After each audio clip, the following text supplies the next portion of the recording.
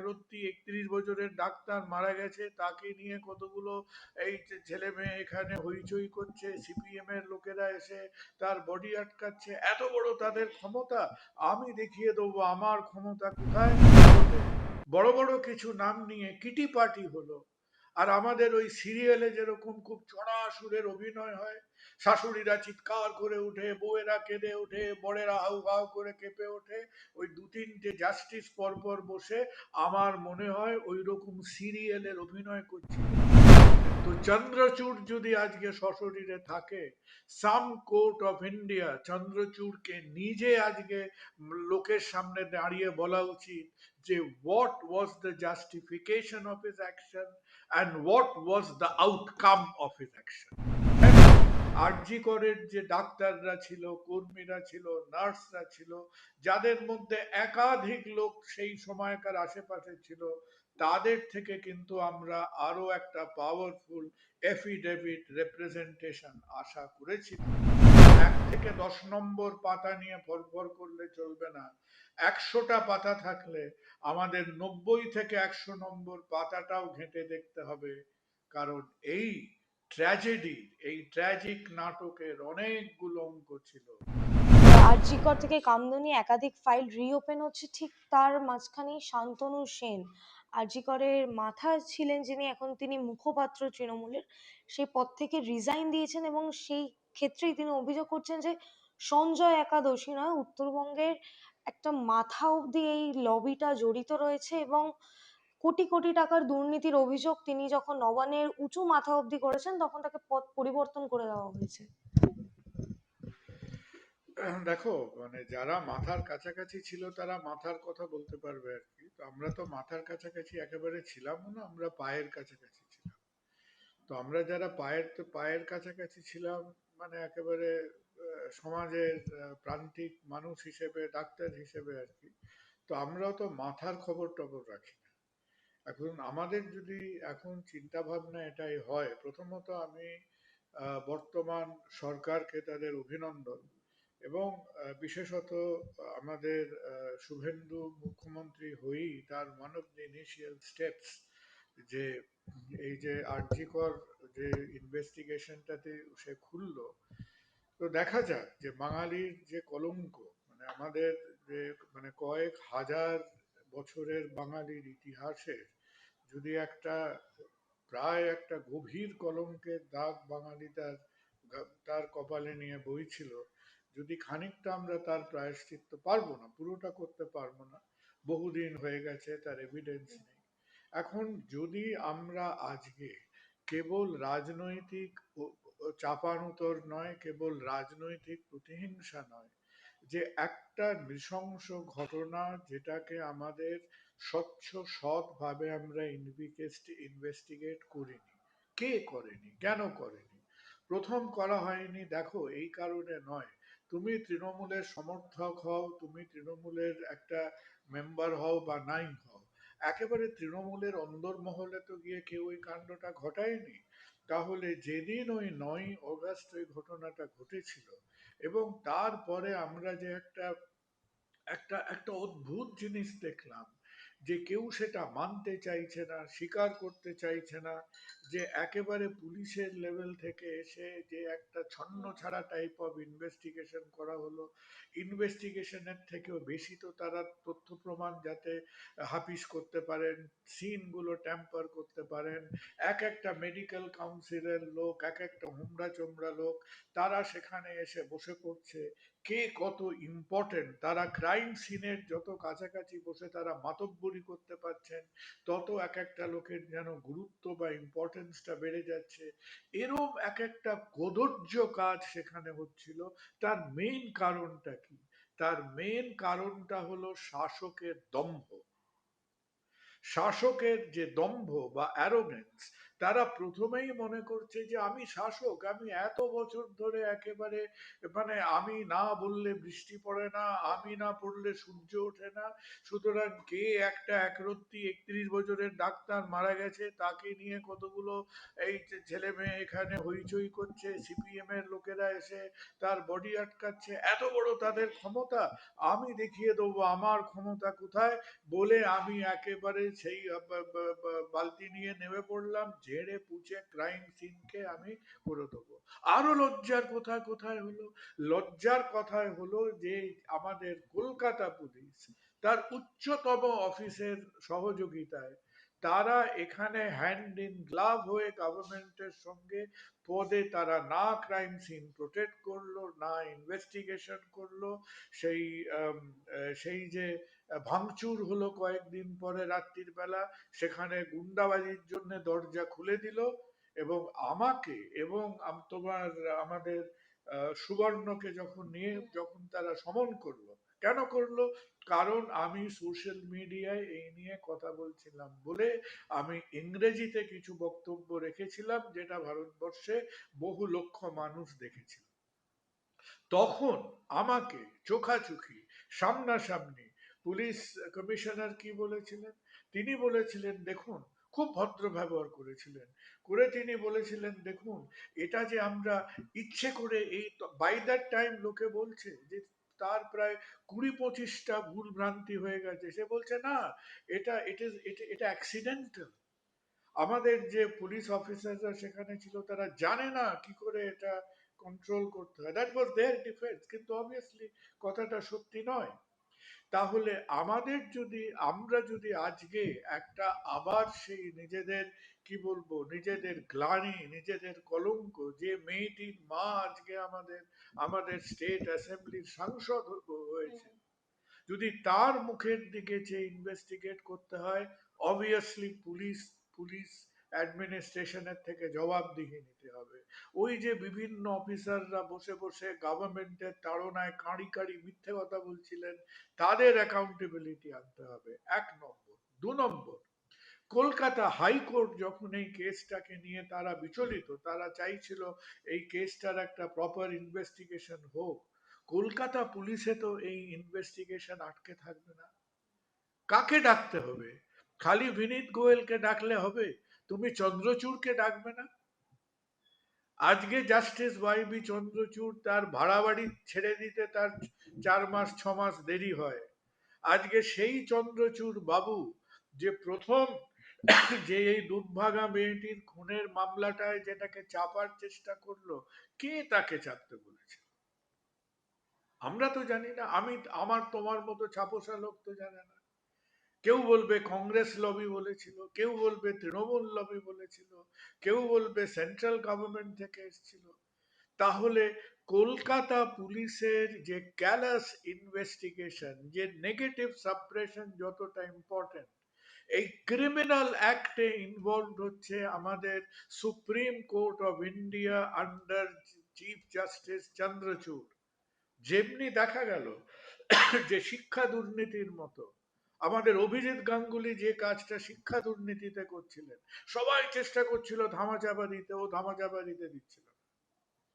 Kolkata high court আরজি করকে ধামাচাপা দিতে দিচ্ছিল না।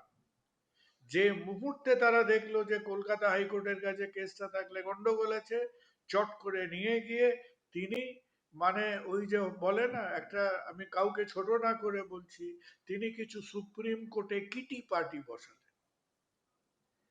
সুপ্রিম কোর্টে বড় বড় কিছু নাম নিয়ে কিটি পার্টি হলো।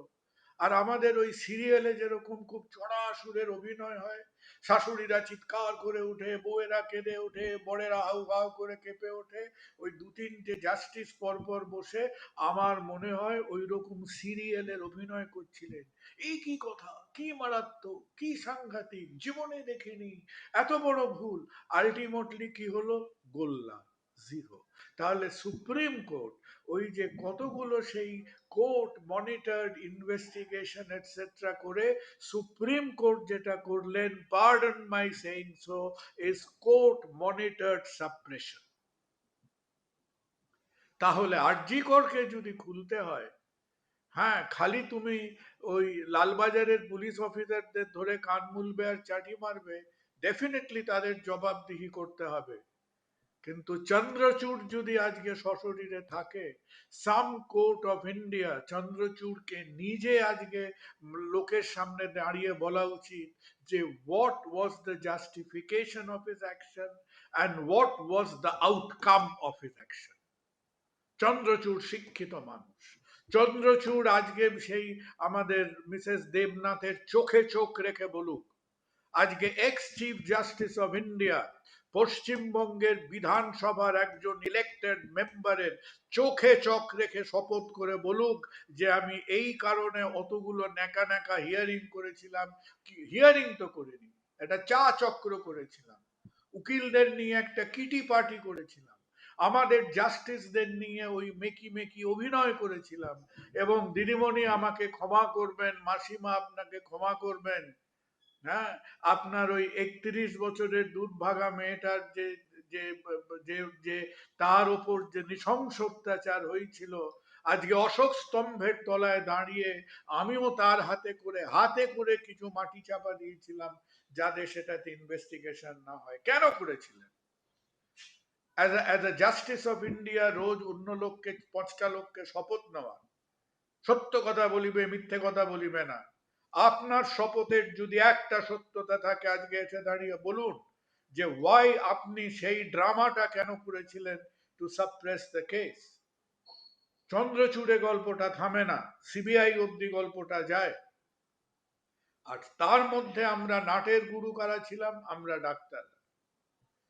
আমরা প্রথম দিকে মেয়েটার জন্য লড়তে শুরু করলাম, তারপর আমরা কি করলাম, আমাদের কেউ ধান্দা করলো স্টুডেন্টস ইউনিয়নে গিয়ে বসবে, কেউ ধান্দা করলো মেডিকেল কাউন্সিলে গিয়ে বসবে, কেউ ধান্দা করলো গভর্নমেন্টকে ফেলে দিয়ে নতুন গভর্নমেন্ট করবে।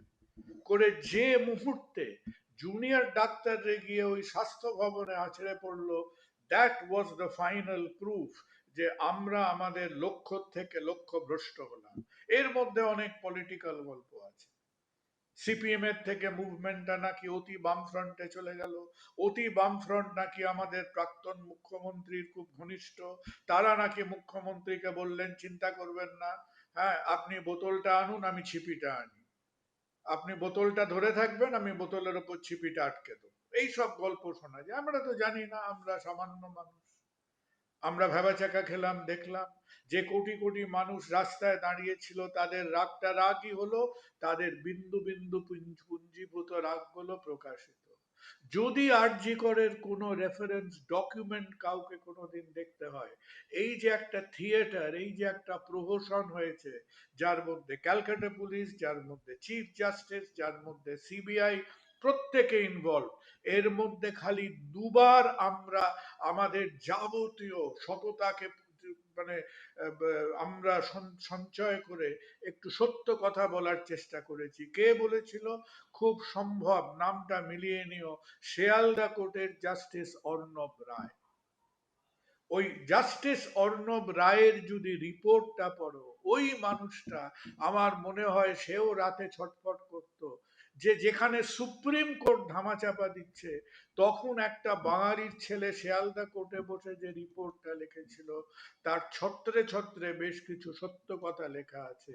সেও যখন ওই সঞ্জয়কে কি, সঞ্জয় থাকতে পারে, সঞ্জয় সেখানে ইন্টেনশনালি ছিল না অ্যাক্সিডেন্টালি ছিল, তাকে ডেকে আনা হয়েছে, তাকে একটা সেই নটবর করে সেখানে সাজিয়ে গুজিয়ে প্ল্যান করা হয়েছে, এগুলো ইনভেস্টিগেশনের ব্যাপার।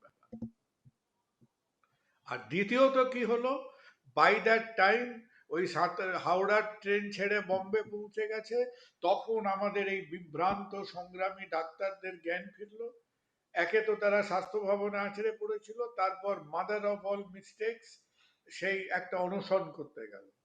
That was the king of all blunders. তারপর যখন বাই দ্য টাইম হাওড়ার ট্রেন বম্বে পৌঁছে গেছে, তখন এই ডাক্তাররা একটা কাজ করেছিল, যদি নিজেরা সোশ্যাল মিডিয়ায় খুঁজে পাও, ওরা একটা 30টা না 35টা পয়েন্ট লিস্ট করেছিল যে কি কি জিনিস সিবিআই দেখেনি, কোন কোন ইনভেস্টিগেশনাল ফ্লস সিবিআই এর হয়েছিল। বাই দ্যাট টাইম তখন মানে একেবারে কালি শুকিয়ে কাঠ হয়ে গেছে। তাহলে আমরা এই ভ্যাবাচ্যাকা খাওয়া বাঙালিরা, আমরা আমাদের একদিকে পিছনে ঘটোৎকচের মতো গভর্নমেন্ট দাঁড়িয়েছিল, প্রাক্তন গভর্নমেন্ট, সেই গভর্নমেন্ট ছিল পুতুল নাচ, তারা পুতুল খেলাচ্ছে, তার পাপেটিয়ার্স টু দ্য ক্যালকাটা পুলিশ। তারপরে কারো একটা অদৃশ্য অ্যানেস্থেশিয়াতে চিফ জাস্টিস কাজ করলো, এবং তার হাতে তাল মেলালো সিবিআই। সব মিলে একটা 32 বছরের মহিলা ডাক্তারের ওপরে একটা নৃশংস কাণ্ড হয়ে গেল। আমরা ক্যাবলার মতো চেয়ে লিখলাম, ফর ওয়ান্স বাঙালি 4 তারিখ মেতে ভোট বক্সে তার একটা প্রতিবাদ করার একটা সুযোগ পেল। এবং এর সঙ্গে সঙ্গে একজন ডাক্তার হিসেবে এটাও আমাদের বলতে হবে যে কেন আরজি করের যে ডাক্তাররা ছিল, কর্মীরা ছিল, নার্সরা ছিল, যাদের মধ্যে একাধিক লোক সেই সময়কার আশেপাশে ছিল, তাদের থেকে কিন্তু আমরা আরো একটা পাওয়ারফুল এফিডেভিট রিপ্রেজেন্টেশন আশা করেছিলাম। আমরা হাসপাতালের মধ্যে যারা কাজ করি, হাসপাতালে রাত্রি 1:30, 2টো, 4টের মধ্যে শয়ে শয়ে লোক কাজ করে, তারা যদি এগিয়ে এসে আমরা না আসতে পারি, এবং আমরা মনে করি আড়ার পাড়ার লোক, দিল্লির সিবিআই, পশ্চিমবঙ্গের পুলিশ, দিল্লির সুপ্রিম কোর্ট আমাকে রক্ষা করবে, এটা কিন্তু হচ্ছে আমাদের সামগ্রিক ব্যর্থতা বা কাপুরুষতা। তাহলে কি হবে আমি জানি না। আজকে শান্তনু নিজের মুখ থেকে, তবে to his credit we must say, যে সেই সময় ওই যে একটা সেই শ্মশানে কীর্তন করার মতো সব কীর্তনের দোহার কি দল ছিল তৃণমূলদের, যারা ফোর্সফুলি সাপোর্ট করছিল। শুধু তাই নয়, এই যে ভোটের আগে তৃণমূল পন্থী যে সাংবাদিকরা যারা বিভিন্ন চ্যানেলে পোর্টালে গলাবাজি করছিলেন, তারা যে ভাষায়, তারা যেভাবে আমাদের এই মেয়েটির মাকে, মিসেস দেবনাথকে, তারা যে নৃশংসভাবে আক্রমণ করেছে। হ্যাঁ, আমরা অবশ্যই সবার মতো সেখানে বলি না, কিন্তু আজকে সেই আপনি তৃণমূলের পরে থাকতেই পারেন, কিন্তু তা বলে একটি মা যে 32 বছরের মেয়েটিকে হারিয়েছে, তাকে কখনো লোভী, কখনো মিথ্যেবাদী, কখনো হিপোক্রিট, কখনো অপরচুনিস্ট, তাকে যে ভাষায় আপনারা আক্রমণ করেছেন, মনে রাখবেন এই যে তৃণমূলের যে বিপর্যয়টা হয়েছে, তার একমাত্র কারণ অভিষেক বন্দ্যোপাধ্যায় নয়, তার একমাত্র কারণ মমতা ব্যানার্জি ক্ষমতান্ধ হয়ে গেছিলেন নয়, এই যে মমতা ব্যানার্জির কিছু অন্ধ সমর্থক আছেন, যারা সময়ে ভুলকে ভুল বলতে পারে না, এবং তাকে সাপোর্ট করতে গিয়ে কিছু অশালীন কাজকর্ম করেন, আজকে তার যোগ্য জবাব আপনারা ভোট বক্সে পেয়েছেন। কতদূর এই ইনভেস্টিগেশন রিওপেন্ড হবে জানি না। শান্তনু সেই সময় উঠে দাঁড়িয়ে সে কিছু কথা বলার চেষ্টা করেছিল, ইট মাস্ট বি অ্যাকনলেজড। শান্তনু তৃণমূলে কি করতো না করতো, দ্যাট ইজ নট আওয়ার, সে সম্বন্ধে আমার জ্ঞান নেই। কিন্তু আজকে আরজি কর যে আমরা খুলতে পারছি, আজকে আমরা আরজি কর সম্বন্ধে যে কথা বলার যে সুযোগ পাচ্ছি, বর্তমান সরকারকে অভিনন্দন। কিন্তু কথা হলো, আরজি করকে যদি খুলতে হয়, বইয়ের শুধু 1 থেকে 10 নম্বর পাতা নিয়ে ফরফর করলে চলবে না। 100টা পাতা থাকলে আমাদের 90 থেকে 100 নম্বর পাতাটাও ঘেঁটে দেখতে হবে। কারণ এই ট্র্যাজেডি, এই ট্র্যাজিক নাটকের অনেকগুলো অঙ্ক ছিল। কলকাতা পুলিশের যে কেচ্ছা কাহিনী, সেটা শুধু হচ্ছে তার 4 ভাগের 1 ভাগ। বাকি 3 ভাগের 1 ভাগকে ঘেঁটে দেখার, গভীরে দেখার সৎ সাহস কি আমাদের আছে? সময় বলবে।